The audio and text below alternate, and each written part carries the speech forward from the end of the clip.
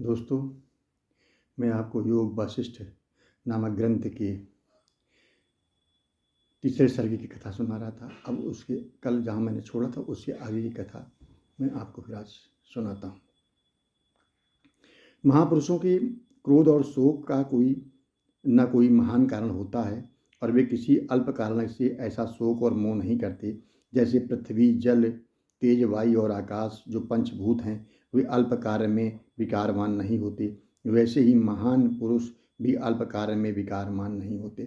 इस कारण हे राजन, आप चिंता न कीजिए। राम जी का इस प्रकार शोकान्वित होना किसी महान कारण से युक्त है और समय आते ही यह आप प्रकट हो जाएगा और इसके पश्चात तुम्हें महान आनंद प्राप्त होगा, अतः तुम शोक मत करो।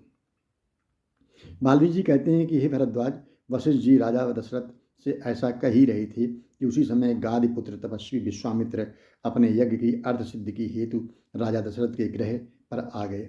तब राजाओं के यहाँ जैसी प्रथा होती है उस नियम से विश्वामित्र जी ने द्वारपाल से अपने आगमन की सूचना दी।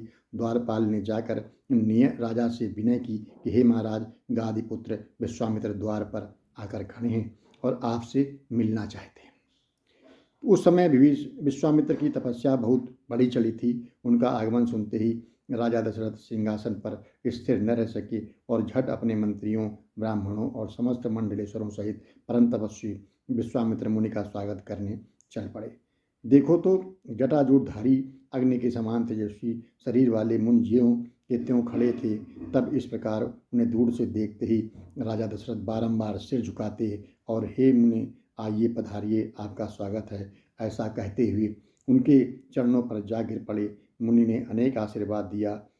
अन्य लोगों ने भी मुनि जी को दंडवत किया। विश्वामित्र जी वशिष्ठ जी को और वशिष्ठ जी विश्वामित्र से बारंबार मिलने लगी। तदंतर राजा दशरथ ने विश्वामित्र की सविधि पूजा कर उन्हें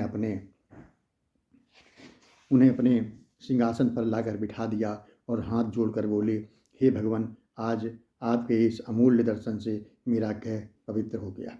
हे मुनीश्वर, इस समय मेरे आनंद का कोई अंत नहीं है। आज मुझसे बढ़कर इस संसार में दूसरा कोई भाग्यशाली नहीं है।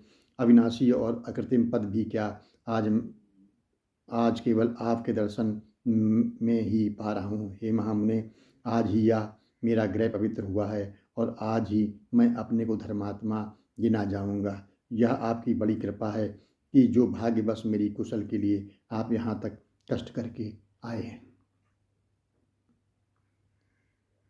मुझे तो इसकी स्वप्न में भी आशा न थी कि आप जैसे श्रेष्ठ